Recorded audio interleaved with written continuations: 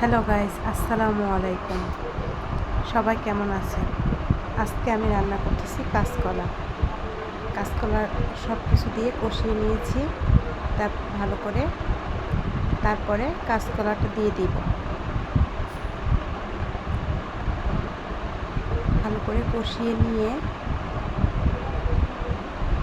এরপরে একটু করে পানি দিয়ে দিব।